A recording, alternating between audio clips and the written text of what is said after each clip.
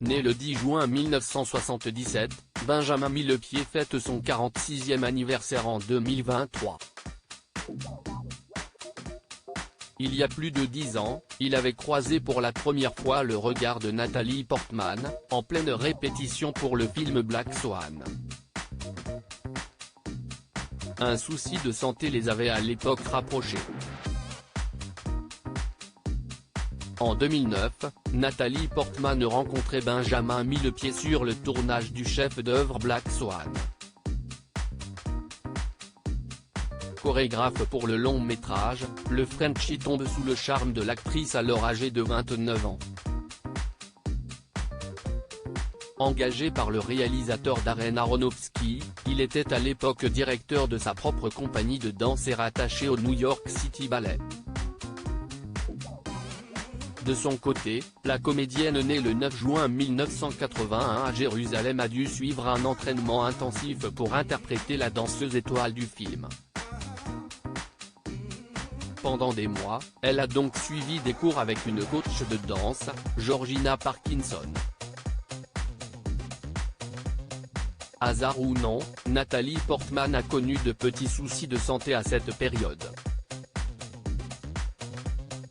Du coup, c'est Benjamin Millepied qui avait été embauché pour donner des cours à l'actrice. Très vite, la comédienne du film Léon et le Français démarrent une relation amoureuse et deviennent inséparables. La jolie brune, Netta Lierslag de son vrai nom, tombe enceinte et accouche d'un petit garçon prénommé Aleph, d'après la première lettre de l'alphabet hébreu, né selon les sources le 14 ou le 15 juin 2011. Quand elle a reçu son Oscar pour le film Black Swan, elle était d'ailleurs enceinte de leur premier enfant. L'année suivante en août, ils se marient. Leur fille, Amalia est née le 22 février 2017.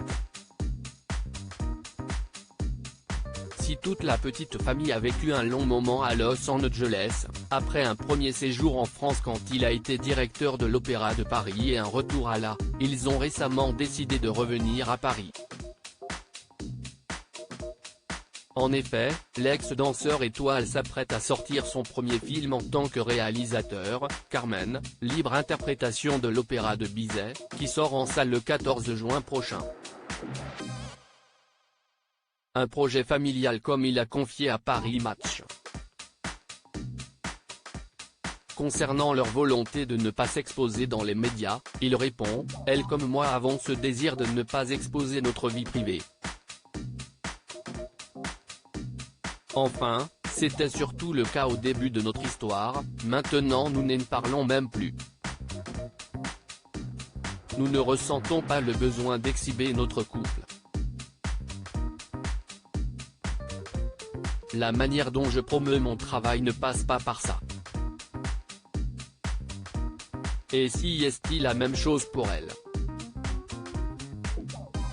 Le message est clair.